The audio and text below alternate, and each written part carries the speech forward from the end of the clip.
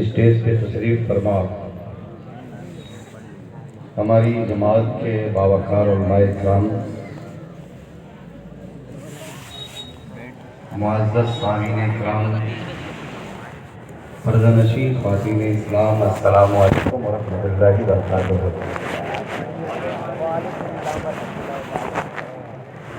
حضرات محترم، ابھی میرے برادر محترم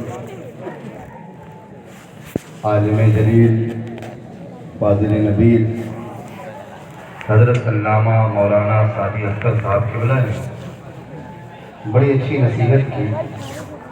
واقعی میں یہ جو بچے کھیل کود رہے ہیں یہ ہمارا مستقبل ہے، اور امت محمدیہ کی ذمہ داری انہی کے کمزور کادھوں پر ہے۔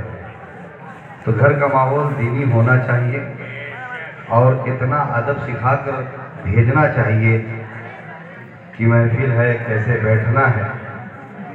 بہرحال ابھی میرے بعد آپ کے مہمان شاعر ممتاز ٹانڈوی کی بھی نعت شریف آپ حضرات کو سماعت فرمانی ہے، اور اس کے بعد آپ حضرات کو ایک تاریخی تفصیلی معلوماتی تقریر حضرت علامہ مولانا احمد رضا مندری صاحب قبلہ بریلی شریف سے سماعت کرنی ہے۔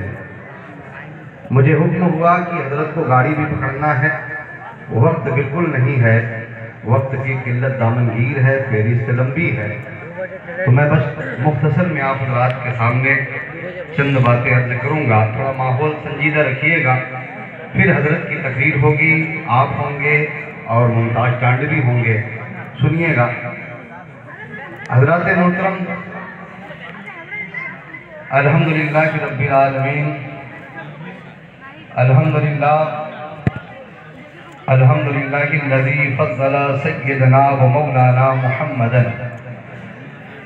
صلی اللہ تعالی علیہ وسلم علی العالمین جميعا وَأَقَامَهُ يَوْمَ الْقِيَامَةِ لِلْمُذْنِبِينَ الْمُتَلَوِّثِينَ الْخَطَّائِينَ الْهَالِكِينَ شَفِيعًا فصلی اللہ تعالی وسلم وبارک علیہ وعلی کل من هو محبوب ومرضی لدیہ صلاة تبقى وتدوم بدوام الملك الحي القيوم وأشهد أن لا إله إلا الله وحده لا شريك له وأشهد أن محمدا عبده ورسوله أما بعد أعوذ بالله من الشيطان الرجيم بسم الله الرحمن الرحيم لتؤمنوا بالله ورسوله صدق الله العلي العظيم۔ درود پاک پڑھ لیں۔ اللہم صلی علی سیدنا و صفینا مولانا محمد معدن الجود والکرم وعلی آلہ و صحبہ بارک وسلم صلاۃ و سلام علیک یا رسول اللہ صلی اللہ تعالی علیہ وسلم۔ بڑی تیزی کے ساتھ آپ حضرات سماعت فرمائیں۔ یہ ہماری اور آپ کی مشترکہ سعادت ہے کہ ہم اور آپ عرس برکات سید شاہ ابو برکات کے عرس میں حاضری کی سعادت حاصل کیے ہوئے ہیں، جس کی صدارت پیر طریقت رہبر شریعت حضرت علامہ مفتی معین الدین فاروقی، جن کا خطاب ابھی آپ حضرات نے سماعت فرمایا، اور زیر سیادت میرے محسن کرم فرما عاشق اعلیٰ حضرت، محافظ مسلک اعلیٰ حضرت، ترجمان مسلک اعلیٰ حضرت حضرت علامہ مفتی محمد سید فاروق صاحب قبلہ رضوی، اور اسٹیج پہ تشریف فرما میرے رفیق محترم عالم جلیل فاضل نبیل حضرت علامہ مولانا مفتی عبد المصطفیٰ صاحب قبلہ، اور میرے بڑے عزیز بھائی استاد الحفاظ حافظ عبدالرزاق صاحب قبلہ، یہ تمام حضرات حاضر ہیں۔ اب آپ حضرات کی توجہ ہے، چند باتیں آپ حضرات کے سامنے رکھ دوں، ذرا آپ دیکھیں کہ آپ سمجھیے کہ اس دور پرفتن میں سب سے زیادہ کفار و مشرکین کی جانب سے جو حملہ ہو رہا ہے وہ ناموس رسالت صلی اللہ تعالیٰ علیہ وسلم پر ہو رہا ہے۔ یہ محض اتفاق کا نتیجہ نہیں ہے، بلکہ کفار و مشرکین کی یہ ایک سوچی سمجھی سازش ہے۔ وہ یہ چاہتے ہیں کہ اس دور میں اگر ہم نے مسلمانوں کے سینے سے نبی کے عشق کو کھینچ کر باہر نکال دیا، ان کے کیریکٹر کو ہم نے ڈیمیج کر دیا، انہیں انبیاء اکرام اور صحابہ اکرام اولیاء اکرام کی بارگاہوں سے پھیر دیا، تو یہ قوم تباہ و برباد ہو جائے گی۔ حضرات محترم، آپ حضرات کی توجہ چاہوں گا، آج اس دور پرفتن میں ہم مسلمانوں کا رشتہ سرور کائنات صلی اللہ تعالیٰ علیہ وسلم سے کیسا ہونا چاہیے، آپ حضرات کی توجہ ہے تو میں عرض کروں۔ حضرات محترم، کسی شاعر نے کیا ہی خوب کہا تھا کہ لب پہ نعت پاک کا نغمہ کل بھی تھا اور آج بھی ہے، میرے نبی سے میرا رشتہ کل بھی تھا اور آج بھی ہے، اور کسی جانب کیوں جائیں اور کسی کو کیوں دیکھیں، اپنا سب کچھ گنبد خضرا کل بھی تھا اور آج بھی ہے۔ بدلا دو گستاخ نبی کو، غیرت مسلم زندہ ہے، دین پہ مر مٹنے کا جذبہ کل بھی تھا اور آج بھی ہے۔ مذہب اسلام میں ایک مسلمان پر واجب یہ ہے کہ وہ تمام نبیوں اور رسولوں سے بے پناہ محبت کرے اور ان کی تعظیم و توقیر کرے۔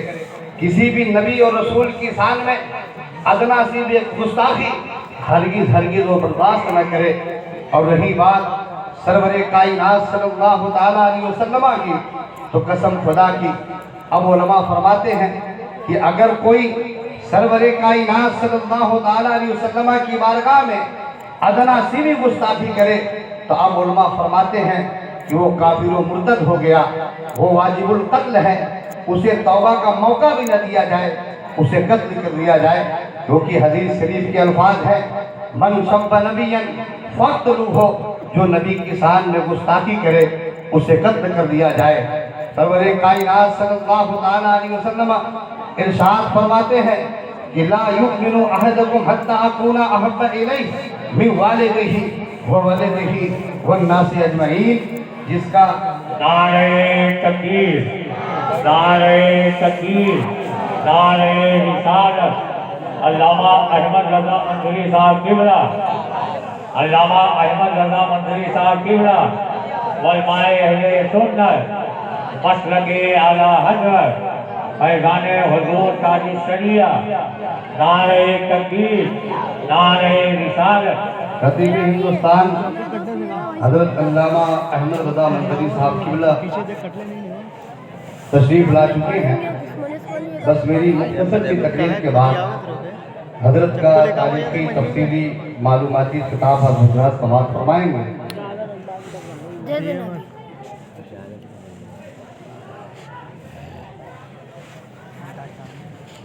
میں عرض کر رہا تھا کہ سرور کائنات صلی اللہ تعالیٰ علیہ وسلم فرماتے ہیں کہ لا یؤمن احدکم حتی اکون احب الیہ من والدہ وولدہ والناس اجمعین، جس کا سیدھا ترجمہ یہ ہے کہ تم میں کا کوئی بھی اس وقت تک مسلمان ہو ہی نہیں سکتا جب تک کہ میں اس کے نزدیک اس کے ماں باپ، اس کی اولاد اور سب آدمیوں سے زیادہ پیارا نہ ہو جاؤں۔ پتہ یہ چلا مسلمانوں کہ اگر ہمیں مومن بننا ہے تو اپنی اولاد سے زیادہ سرور کائنات صلی اللہ تعالیٰ علیہ وسلم سے محبت کرنی ہوگی۔ اگر ہمیں مسلمان کہلانا ہے تو اپنے ماں باپ سے زیادہ سرور کائنات صلی اللہ تعالیٰ علیہ وسلم سے محبت کرنی ہوگی۔ اپنی اولاد، اپنی جائیداد، دکان و مکان، سب سے زیادہ ہمارے سینوں میں آقائے دو عالم صلی اللہ تعالیٰ علیہ وسلم کی محبت ہونی چاہیے، تبھی ہم جا کر مومن کہلانے کے لائق ہیں۔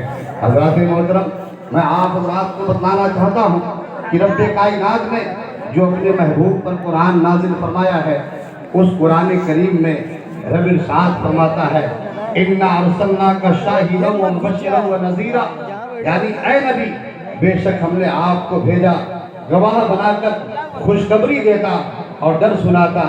آگے رب ارشاد فرماتا ہے کہ لِتُؤْمِنُوا بِاللَّهِ وَرَسُولِهِ، تو تم اللہ اس کے رسول پر ایمان لاؤ، وَتُعَزِّرُوهُ वतवक्किरूहु, और उनकी ताज़ीम व तौक़ीर करो, वतसब्बिहूहु बुक्रतन व असीला, और सुबह शाम अल्लाह की पाकी बोलो। अब आप हज़रात की मैं तवज्जो चाहूँगा, ज़रा आप देखें कि रब्बे कायनात ने इसमें 3 बातें बयान फरमाई। पहली बात ये कि तुम अल्लाह उसके रसूल पर ईमान लाओ, और सबसे आखिर में रब इरशाद फरमाता है फिर अल्लाह की इबादत करो। उसके बीच में रब इरशाद फरमाता है कि तुम नबी की ताज़ीम व तौक़ीर करो। बताइए चला कि सरवरे कायनात सल्लल्लाहु ताला अलैहि वसल्लम पर ईमान लाने का बुनियादी तकाज़ा ये है कि हमारे सीनों में आकाए दो आलम सल्लल्लाहु ताला अलैहि वसल्लम की मोहब्बत सबसे ज़्यादा होनी चाहिए, और आपकी बेहद ताज़ीम व तौक़ीर हमें करनी है। मैं हज़रात मोहतरम, मैं आपको बतलाना चाहता हूँ कि नबी की मोहब्बत ये मदार ईमान भी है और मदार निजात भी है, और इस्लाम और ईमान की बुनियाद भी है। मैं देखता ही मैं आपको बतलाना चाहता हूँ कि जब भी आकाए दो आलम सल्लल्लाहु ताला अलैहि वसल्लम के सहाबाए किराम की इस कदर ताज़ीम किया करते थे कि बड़े मुख्तसर में मैं आप हज़रात के सामने अर्ज कर रहा हूँ। आप हज़रात तवज्जो दीजिएगा। कबीले अम्र बिन औफ के माबैन किसी बात पर झगड़ा था, बुखारी शरीफ में ये हदीस है। तो मेरे आका उनके माबैन सुलह कराने के लिए आप कुबा शरीफ तशरीफ ले जाते हैं। अब इधर मगरिब का वक्त हो जाता है, मुअज्जिन ने अजान कह दी। अब सहाबा इकराम आकाए दो आलम सल्लल्लाहु ताला अलैहि वसल्लम का इंतजार फरमा रहे हैं। वक्त धीरे धीरे खत्म हो रहा है। तो मुअज्जिन ने हजरत अबू बकर सिद्दीक रज़ियल्लाहु ताला अन्हु से कहा कि अगर आप इमामत फरमाए मुसलमानों की तो मैं इकामत कहूँ। तो हजरत अबू बकर सिद्दीक फरमाते हैं कि ठीक है, आप इकामत कीजिए। मुअज्जिन ने इकामत की। अब मुसल्ले नबूवत पर हजरत अबू बकर सिद्दीक खड़े हो जाते हैं, नमाज की नीयत बांध लेते हैं। अब हजरत अबू बकर सिद्दीक सूरह फातिहा की तिलावत कर रहे हैं। अब आप हजरात की तवज्जो चाहूँगा। अब उसी दरमियान सरवरे कायनात सल्लल्लाहु ताला अलैहि वसल्लम तशरीफ लाते हैं। अब नमाज शुरू है। अब आप सफों को चीरते हुए अगली सब में आकर मेरे आका खड़े हो जाते हैं। अब सहाबा इकराम ने देखा कि आकाए दो आलम सल्लल्लाहु ताला अलैहि वसल्लम तशरीफ ला चुके हैं। तो हजरत अबू बकर सिद्दीक को खबर करने के लिए कि आका तशरीफ ला चुके हैं, तो उन्होंने नमाज की हालत में, ये बुखारी शरीफ की हदीस है, सहाए सित्ता में ये हदीस मौजूद है, उन्होंने नमाज की हालत में अपनी दाईं हाथ की हथेली को बाईं हाथ की पुष्ट पर मारा। ताली की आवाज पैदा हुई। हजरत अबू बकर सिद्दीक इस तरफ मुतवज्जह नहीं हुए। तो अब हदीस शरीफ में आया है कि कसरत से मारा, कसरत से ताली की आवाज पैदा हुई। हजरत अबू बकर सिद्दीक इधर मुतवज्जह होते हैं। जब मेरे आका को हजरत अबू बकर सिद्दीक देखते हैं तो नमाज की हालत में पीछे हटने लगे। तो मेरे आका फरमाते हैं कि अबू बकर अपनी जगह खड़े रहो, मुसलमानों की इमामत फरमाओ। उसके बावजूद भी हजरत अबू बकर सिद्दीक पीछे हट जाते हैं। मेरे आका आगे बढ़ते हैं, और जहां से अबू बकर ने नमाज छोड़ी थी वहीं से नमाज आपने पढ़ाई। फिर कोई माई का लाल कहीं दिखला नहीं सकता है। हुजूर सैयद साहब की वजह तशरीफ फरमा है, पूछ लीजिए, कोई किसी किताब में दिखला नहीं सकता है कि मेरे आका ने उसके बाद ये फरमाया था कि जाओ, किसी की नमाज नहीं, सबकी नमाज फाशिद हो गई है, नमाज दोहरा लो। मैं आपसे कहना चाहता हूँ, अब आपकी तवज्जो चाहूंगा, जरा आप मुझे बताइए कि मेरे आका जब तशरीफ लाए हैं, अगर आप नमाज शुरू हो गई है, हाफिज अब्दुल रज़्ज़ाक साहब किबला अपनी मस्जिद में मगरिब की नमाज पढ़ा रहे हैं, आप बाद में पहुंचे, अगर आप सबों को चीरते हुए अगली सब में जाकर खड़े होंगे तो हुजूर मुफ्ती साहब किबला तशरीफ फरमा है, सख्त शरीयत का हुक्म आप पर लगाएंगे। लेकिन आइए देखिए कि रब्बे कायनात ने अपने महबूब को वो अख्तियार अता फरमाया है कि नमाज हो रही है और मेरे आका सफों को चीरते हुए अगली सब में जाके खड़े हो जाते हैं। अब नमाज की हालत में सहाबा ने गर्दन फेर के देखा कि आकाए कायनात तशरीफ ला चुके हैं। अब हजरत अबू बकर सिद्दीक को ये खबर करने के लिए कि आका तशरीफ ला चुके हैं, अब नमाज की हालत में दाहिनी हाथ की हथेली को बाईं हाथ की पुष्ट पर मारा, ताली सी आवाज पैदा हुई। ये भी नमाज की हालत में कसरत से मारा, कसरत से ताली सी आवाज पैदा हुई, ये भी नमाज की हालत में। पता ये चला उसके बाद हजरत अबू बकर सिद्दीक मुतवज्जह हुए नमाज की हालत में। अब मुसल्ले नबूवत से हजरत अबू बकर सिद्दीक पीछे हट रहे हैं नमाज की हालत में। मेरे आका फरमा रहे हैं अबू बकर खड़े रहो, नमाज पढ़ाओ, उसके बावजूद भी आप पीछे आ जाते हैं। ये भी नमाज की हालत में मेरे आका बढ़े, जहां से अबू बकर ने नमाज छोड़ी थी वहीं से पढ़ाया। अब कोई माई का लाल ये दिखला नहीं सकता है कि मेरे आका ने ये फरमाया है कि किसी की नमाज नहीं हुई, जाओ दोहरा लो। मैं कहना चाहता हूँ कि जहां मेरे नबी जिस काम का हुक्म दे दे वही शरीयत है, जो नबी फरमा दे वही शरीयत है, जिस नबी जिस काम का हुक्म दे दे वही कानून शरीयत है, जिस काम से मना फरमा दे वही शरीयत है। अरे नबी को रब्बे कायनात ने वो पावर अता फरमाया है कि मेरे आका जिसे जो फरमा दिए वो हो गए। हजरत अबू बकर इब्ने कुहाफा को सिद्दीक कह दिया तो आप सिद्दीक आज़म हो गए। हजरत मौला का हजरत उमर बिन खत्ताब को फारूक कह दिया तो आप फारूक आज़म हो गए। हजरत उस्मान को उस्मान गनी कह दिया तो आप गनी आज़म हो गए। हजरत मौला कायनात को अबू तुराब कह दिया तो आप तुराब हो गए। मैं कहना चाहता हूँ कि नबी को रब्बे कायनात ने वो पावर दिया है कि मेरे नबी जिस खाने को मुंह लगा दे वो खाना दुनिया वालों के लिए हलाल बन जाए, और जिस खाने से नबी अपनी निगाहे नबूवत फेर दे वो खाना दुनिया वालों के लिए हराम बन जाए। तभी तो आला हजरत फरमाते हैं कि वो सभा जिसको सब की पूंजी कहे उसकी नाफिज हुकूमत तेरा तो। सुभान अल्लाह, नारे तकबीर, नारे रिसालत, सुभान अल्लाह, सुभान अल्लाह, वाह वाह वाह। ये हजरत मोहब्बत रसूल समझाने आया हूँ। आज मुसलमानों का रिश्ता आकाए कायनात से कैसा होना चाहिए। आज हमारे सीने मोहब्बत रसूल से खाली हैं। पूरी दुनिया की जालिम कौमें मुसलमानों को लुक़्मा अतर बनाई हुई है। हमारी ईदगाहों पे हमले करे जा रहे हैं, हमारी अज़ानों पे हमले किए जा रहे हैं, हमारी इबादत खानों पे हमले किए जा रहे हैं। वजह क्या है कि आज हमारे सीनों से नबी की मोहब्बत निकल गई है। हमने अपने चेहरे को नबी की बारगाह से फेर लिया है। वरना कसम खुदा की मुसलमानों मुझे बताते जाओ, तुम ही वो मुसलमान हो जो ना जो अरब की सरजमीन से 313 की तादाद में उठे थे। तो तूने कभी दरियाए तजला पर घोड़े दौड़ाते हुए नजर आ रहे थे तो आवाज आई थी कि दस्त तो दस्त दरिया भी न छोड़े हमने, बहरे जुल्मात में दौड़ा दिए घोड़े हमने। तुम ही वो मुसलमान हो। याद करो अपनी तारीख को, जब तूने भारत की सरजमीन पर 12,000 की तादाद में कदम रखा था तो तूने भारत की सरजमीन पर गंगा की मौजों को सजदे नहीं किए थे, बल्कि गंगा के किनारे गंगा की मौजों से ताज़ा वजू करके उस वज़ौला शरीक की बारगाह में हमद बोले थे। जिस रब्बे कायनात ने तुम्हें फातिह आज़म बना के भेजा था तो आवाज आई थी कि ए आबरूदे गंगा, वो दिन है याद तुझको उतरा तेरे किनारे जब कारवा हमारा। कुछ बात है कि हस्ती मिटती नहीं हमारी, सदियों रहा है दुश्मन दौरे जमा हमारा। तौहीद की अमानत सीनों में है हमारे, आशा नहीं मिटाना नामो निशा हमारा। सारे जहां से हिंदुस्तान हमारा, हम बुलबुल हैं इसकी ये बुलबुल हमारा। नारे तकबीर, नारे रिसालत, मज़हब-ए इस्लाम, हिंदुस्तान। आप हजरात तवज्जो दें। हजरत अबू बकर सिद्दीक रज़ी अल्लाह तआला अन्हु, क्या आप ये समझते हैं कि हजरत अबू बकर सिद्दीक नमाज और रोज़ा की बुनियाद पर उम्मत में अंबिया के बाद सबसे अफजल तरीन अगर कोई ज़ात है तो हजरत अबू बकर सिद्दीक रज़ी अल्लाह तआला अन्हु की है। ये फजीलत, ये मर्तबा क्या हजरत अबू बकर सिद्दीक को नमाज और रोज़ा की बुनियाद पर मिला? नहीं, खुद मेरे आका फरमाते हैं कि ए मेरे मुकद्दस सहाबा, क्या तुम लोग ये समझते हो कि अबू बकर इब्ने कुहाफा नमाज और रोज़ा की बुनियाद पर तुम लोगों पर फजीलत रखता है? तो सहाबा ने अर्ज किया, हाँ या रसूलल्लाह, हम तो यही समझते हैं।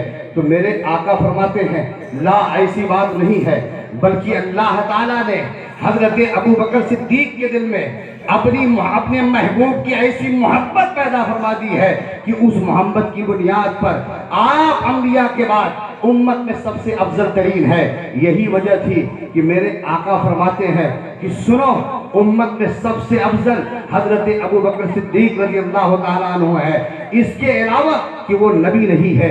यही वजह थी कि हजरत अबू दरदा फरमाते हैं कि एक बार हम सहाबा इकराम के साथ साथ कहीं दावत में जा रहे थे किसी सहाबी के यहाँ, तो हजरत अबू दरदा फरमाते हैं कि मैं जोश में हजरत अबू बकर सिद्दीक के आगे आगे चलने लगा। मेरे आका की کی نظر پڑتی ہے تو میرے آقا فرماتے ہیں کہ اے ابو درداء تمہیں ہو کیا گیا ہے؟ تم ایک ایسے انسان کے آگے آگے چل رہے ہو، قسم خدا کی جو تم میں سب سے افضل ہے، رب کعبہ کی قسم یہ سورج کسی ایسے سطح پر طلوع نہیں ہوا ہے، نہ غروب ہوا ہے جو ابو بکر ابن قحافہ سے افضل ہے۔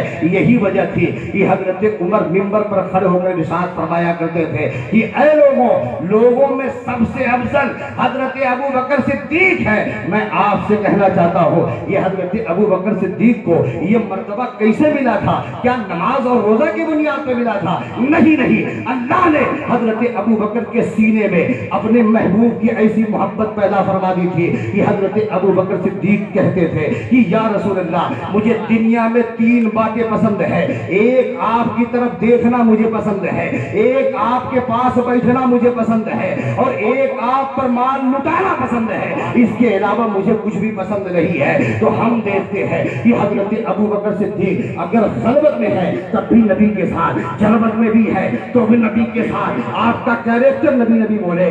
عالم یہ تھا حضرت ابو بکر صدیق کی محبت کا عالم یہ تھا کہ جب آپ میرے آقا ہجرت فرما رہے تھے اور کفار قتل کی سازشیں روچ رہے تھے، ایسے قتل بھرے ماحول میں اگر کوئی ذات ہمیں نبی کے ساتھ ساتھ مل رہی ہے تو حضرت ابو بکر صدیق رضی اللہ تعالیٰ عنہ ہے۔ 2 ہجری میں جنگ بدر کے میدان میں قسم خدا کی اب یہ کفار کی ساری طاقتیں خیمہ رسول پر نگاہیں جمائے ہوئے تھے کہ نبی کو قتل کر دیا جائے۔ ایسے موت کے عالم میں تنہا خیمہ رسول کی اگر کوئی حفاظت فرما رہا تھا تو حضرت ابو بکر صدیق رضی اللہ تعالیٰ عنہ تھے۔ 3 ہجری میں جنگ احد کے موقع پر جب میرے آقا کے دندان مبارک شہید ہوئے تھے اور میرے آقا ایک غار میں تشریف لے گئے تھے، اب ادھر افواہ پھیل گئی کہ معاذ اللہ نبی شہید ہو گئے۔ ایسے بدحواشی کے عالم میں اس غار میں اگر نبی کی خبر گیری کے لیے کوئی تشریف لے گیا تھا تو حضرت ابو بکر صدیق تھے۔ 5 ہجری میں جنگ خندق کے موقع پر آپ نے خندق کی ایسی حفاظت فرمائی تھی کہ وہاں حضرت ابو بکر کے نام سے ایک مسجد تعمیر ہے۔ 6 ہجری میں صلح حدیبیہ کے موقع پر جب عروہ آئے تھے کفار کی جانب سے اسلامی لشکر کا جائزہ لینے کے لیے تو دوران گفتگو عروہ نے نبی کے داڑھی مبارک کو پکڑ لیا تھا تو میرے حضرت ابو بکر صدیق کی محبت برداشت نہ کر سکی۔ آپ فرماتے ہیں آپ تلوار کے دستے سے عروہ کے ہاتھ پہ مارتے ہیں اور کہتے ہیں عروہ نبی کی داڑھی مبارک کو چھوڑ ورنہ تیری گردن مار دوں گا۔ تو اس موقع پر عروہ نے ایک جملہ بولا تھا کہ اے محمد یہ تمہارے ساتھی جنگ کے وقت کام نہ آئیں گے۔ حضرت ابو بکر صدیق کی محبت دیکھیے، آپ فرماتے ہیں عروہ جا اپنی دیوی لات کے پیشاب کے مقام کو چوس، ہم محمد رسول اللہ کے چھوڑ نہیں سکتے، آگے بڑھیے۔ 7 ہجری میں جنگ خیبر کے موقع پر سب سے پہلے جھنڈا نبی کونین نے جس شخصیت کے ہاتھ میں تھمایا تھا وہ حضرت ابو بکر صدیق تھے۔ 8 ہجری میں فتح مکہ کے موقع پر حضرت ابو بکر صدیق نبی کے ساتھ ساتھ تھے۔ 9 ہجری میں جنگ تبوک کے موقع پر جب میرے آقا نے چندہ کیا تھا تو سب سے بھاری چندہ حضرت ابو بکر صدیق نے دیے تھے۔ 10 ہجری میں حجۃ الوداع کے موقع پر حضرت ابو بکر صدیق نبی کے ساتھ ساتھ ہے۔ 11 ہجری میں جب میرے آقا علیل ہوئے تھے تو ایام علالت میں اگر مسلح نبوت پر کوئی ذات امامت فرما رہی تھی تو حضرت ابو بکر صدیق تھے۔ عالم یہ تھا کہ آپ کا انگ انگ نبی بولے، آپ کی دھڑکن نبی بولے، آپ کا کیریکٹر نبی بولے، خلوت میں ہے تب بھی نبی بولے، جلوت میں ہے تب بھی نبی بولے، آپ کا کردار نبی بولے، آپ کا کیریکٹر نبی بولے، آپ کی رفتار نبی بولے، آپ کی گفتار نبی بولے، آپ کے کلام نبی بولے۔ اگر چلتے تھے تو نبی کی اداؤں کو سامنے رکھ کے چلتے تھے، اگر کسی سے گفتگو کرتے تھے تو نبی کی اداؤں کو سامنے رکھ کے گفتگو کرتے تھے۔ حضرت ابو بکر صدیق نے اپنے طرز عمل سے دنیا بھر کے مسلمانوں کو یہ پیغام دے دیا کہ بجز حب محمد کامل ایمان ہو نہیں سکتا، صرف خدا کا ماننے والا مسلمان ہو نہیں سکتا۔ ایمان جس کا نام ہے وہ محبت رسول ہے، جب یہ نہیں تو ساری عبادت حضور ہے۔ سبحان اللہ سبحان اللہ، نعرہ تکبیر، نعرہ رسالت، مسلک اعلیٰ حضرت علامہ محمد حسان رضا صاحب قبلہ۔ آخری بات 10 منٹوں میں آپ ہمارا سماعت فرما لیں۔ حضرت انس رضی اللہ تعالیٰ عنہ فرماتے ہیں کہ ایک صحابی رسول بارگاہ رسالت میں حاضر ہوئے، عرض کیا یا رسول اللہ قیامت کب آئے گی؟ توجہ چاہوں گا آپ حضرات کی، سوال کرتے ہیں کہ قیامت کب آئے گی؟ میرے آقا فرماتے ہیں کہ اے میرے مقدس صحابی، مجھے یہ بتا کہ تو نے قیامت کے لیے کیا تیاری کی ہے؟ تو اب اس صحابی فرماتے ہیں کہ یا رسول اللہ، تو نہ تو مجھے اپنی نمازوں پر بھروسہ ہے، نہ اپنی زکاتوں پر، نہ کوئی بدنی اور مالی عبادتوں پر، لیکن ہاں یا رسول اللہ، ایک چیز ہے جس پر مجھے فخر ہے، بھروسہ ہے، وہ یہ ہے کہ میں آپ سے سچی محبت کرتا ہوں۔ تو میرے آقا فرماتے ہیں جب تم مجھ سے سچی محبت کرتا ہے تو جا جنت میں تو میرے ساتھ ہوگا۔ حضرات محترم حضرت علی رضی اللہ تعالیٰ عنہ ہے، آپ فرماتے ہیں سخت گرمی ہو، شدت کی پیاس ہو، پیاس سے حلق خشک ہو، تو ایسے عالم میں مجھے ٹھنڈے پانی سے زیادہ آقائے دو عالم صلی اللہ تعالیٰ علیہ وسلم کی محبت عزیز ہے۔ حضرات محترم بس آخری واقعہ آپ کو میں دکھلا کے گزر جاؤں گا، آپ حضرات توجہ دیں کہ جب 7 ہجری میں جنگ خیبر سے واپسی کے وقت مقام صحبہ میں میرے آقا نے قیام فرمایا اور وہاں عصر کی نماز پڑھائی۔ یہ مشہور واقعہ نسیم الریاض میں، شفا شریف میں، شرح الشفا میں اور علامہ امام طحاوی نے مشکل الآثار میں تحریر فرمایا ہے۔ توجہ چاہوں گا، وہاں عصر کی نماز پڑھائی، حضرت علی کسی وجہ سے آپ پیچھے رہ جاتے ہیں، میرے آقا نماز پڑھاتے ہیں، نماز پڑھانے کے بعد حضرت علی کے زانو مبارک پر سر رکھ کر آپ آرام فرمانے لگے۔ آپ کی آنکھیں بظاہر بند تھی، اب ادھر عصر کا سورج دھیرے دھیرے پچھم کی جانب غروب ہو رہا ہے، اب پچھم کی جانب غروب ہو رہا ہے۔ حضرت علی ایک عظیم امتحان میں مبتلا ہے۔ اللہ اکبر، اللہ کا قانون بلا رہا تھا کہ علی نماز پڑھو، اللہ کا ضابطہ بلا رہا تھا کہ علی نماز پڑھو، قرآن اعلان کر رہا تھا کہ علی نماز عصر کی حفاظت کرو۔ حضرت علی رضی اللہ تعالیٰ عنہ ہے، عقل کہہ رہی تھی کہ اے علی، یہ عصر کا سورج دھیرے دھیرے پچھم کی جانب غروب ہو رہا ہے، اے علی تمہاری نماز چھوٹ رہی ہے، اے علی نبی کو جگاؤ، نماز پڑھو، نماز نہ چھوڑو۔ لیکن اس کے نے فیصلہ کیا کہ اے علی، نماز چھوٹ رہی ہے تو چھوٹنے دو، نماز قضا ہو رہی ہے تو ہونے دو، نماز کی قضا ہے بعد میں کر لینا، لیکن اے علی اگر تو نے نبی کو جگا دیا تو محبت قضا ہو جائے گی، پھر محبت کی ادا نہیں ہے۔ اب میں آپ سے کہنا چاہتا ہوں کہ حضرت علی رضی اللہ تعالیٰ عنہ نے عقل کے فیصلے پر عشق کے فیصلے کو ترجیح دی اور نماز انہوں نے چھوڑ دی، نماز قضا کر دی۔ اب آپ حضرات کی توجہ چاہوں گا، یہ علی ہے کون؟ علی وہ ہیں کہ امت میں سب سے بہترین فیصلہ کرنے والے حضرت علی ہیں، جن کے بارے میں میرے آقا فرماتے ہیں کہ انا مدینۃ العلم و علی بابھا، میں علم کا شہر ہوں، علی اس کے دروازہ ہے۔ علی وہ ہیں جن کے بارے میں میرے آقا، جن کے بارے میں حضرت عمر فرماتے ہیں کہ لولا علی لہلک عمر، اگر علی نہ ہوتے تو یہ عمر ہلاک ہو جاتا۔ علی وہ ہے جن کے بارے میں حضرت سعید بن مسیب فرماتے ہیں کہ مدینہ کے اندر سب سے بہترین فیصلہ کرنے والے حضرت علی تھے۔ علی وہ ہے جن کے بارے میں حضرت عبداللہ ابن مسعود فرماتے ہیں کہ میری نظر میں علی کے جیسا کوئی بہترین فیصلہ کرنے والا نہیں تھا، نہ علی کے جیسا کوئی شاہ سوار تھا، نہ علی کے جیسا کوئی قاضی تھا۔ پتہ یہ چلا کہ علی وہ ہے کہ اگر رنگ میں تلوار اٹھائے تو علی کے جیسا کوئی غازی نہیں۔ علی وہ ہے کہ اگر فیصلے کے لیے تخت پر بیٹھے تو علی کے جیسا کوئی قاضی نہیں۔ علی وہ ہے کہ اگر نماز میں کھڑے ہو تو علی کے جیسا کوئی نمازی نہیں۔ علی وہ ہے حضرت فاطمہ کے شوہر نامدار علی ہے، حسنین کریمین کے والد بزرگوار علی ہے، صاحب کرار حیدر کرار علی ہے، صاحب ذوالفقار علی ہے۔ کسی شاعر نے کہیں کو کہا لا فتح الا علی، لا سیف شاہ مردہ شیر یزداں قوت پروردگار، لا فتح الا علی، لا سیف الا علی۔ اب حضور مفتی صاحب قبلہ تشریف فرما ہے، میں ایک فیصلہ اس ذمہ دار اسٹیج سے سنا دیتا ہوں۔ اگر علی نبی کو جگا دیتے، نماز پڑھ لیتے، تو میں یہاں سے اعلان کر دیتا کہ پیارے پہلے نماز ہے، بعد میں نبی کی محبت ہے، لیکن علی نے نبی کو جگایا نہیں، نماز چھوڑ دیا۔ اب اعلان کر رہا ہوں کہ پہلے نبی کی محبت ہے، بعد میں نماز ہے۔ جو سینے محبت رسول سے خالی ہے اس کی کوئی عبادت اللہ کی بارگاہ میں قبول نہیں ہوگی، اور جو سینہ محبت رسول کا مدینہ ہے اس کی ہر عبادت رب کائنات کی بارگاہ میں قبول ہوگی۔ اب یہیں پر میں ایک بات اور عرض کر دینا ہو، اب علی کی جب نماز قضا ہو جاتی ہے تو اب علی کے سینے میں درد اٹھا، درد نے آنسوؤں کی جگہ دی۔ اب آنسو ٹپکا تو کہاں ٹپکا، نبی کے رخسار مبارک پر میرے آقا کی نگاہ نبوت کھلتی ہے۔ میرے آقا فرماتے ہیں علی روتا کیوں ہے؟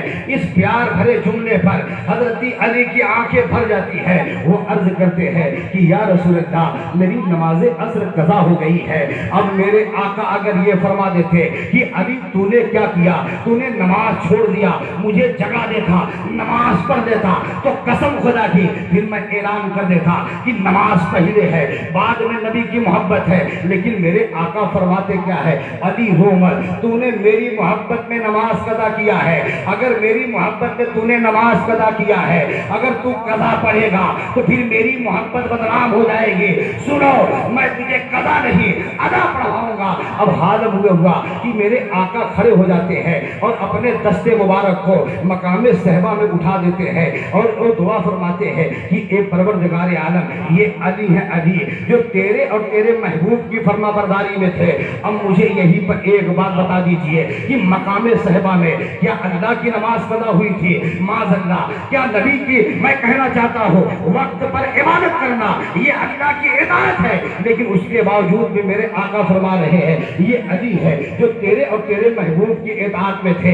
اے پروردگار عالم ان پر تو سورج کو پلٹا دے۔ قسم خدا کی تاریخ ہمیں یہ بتاتی ہے کہ میرے آقا مقام صحبہ میں اپنے انگشت مبارک سے ڈوبے ہوئے سورج کو کھینچ کر اس مقام پہ لا کے کھڑا کر دیتے ہیں جہاں عصر کا وقت ہوتا ہے۔ پھر میرے آقا فرماتے ہیں اے علی اپنی نماز پڑھ لے، اطمینان و سکون کے ساتھ پڑھ لے۔ سن اے علی اگر تو صبح قیامت تک نماز پڑھتا رہا تو اس سورج کے اندر اتنا پاور نہیں ہے کہ وہ ڈوب سکے، اطمینان و سکون سے نماز پڑھ۔ تو حضرت علی اطمینان و سکون کے ساتھ آپ نماز عصر ادا کرتے ہیں تو اعلیٰ حضرت فرماتے ہیں کہ مولا علی نے واری تیری نیند پر نماز، وہ بھی عصر جو سب سے اعلیٰ قدر کی۔ بے شک بے شک، واہ واہ واہ واہ واہ۔ موقع ملا کہ یہیں سے جہاں سے چھوڑ رہا ہوں یہی سے بولوں گا، لیکن جاتے جاتے ایک پیغام میں آپ حضرات کو دیتا جاؤں کہ آپ حضرات یاد رکھیے گا کہ جب تک ہمارے نبی سے ہمارا تعلق مضبوط رہے گا،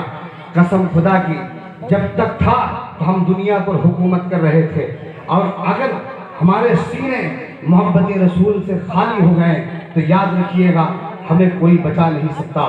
اس لیے اس دور فتن میں ضروری یہ ہے کہ ہمارا تعلق سرور کائنات صلی اللہ تعالیٰ علیہ وسلم سے کیسا ہونا چاہیے، آپ ان واقعات کی روشنی میں سمجھ میں ہوں گے۔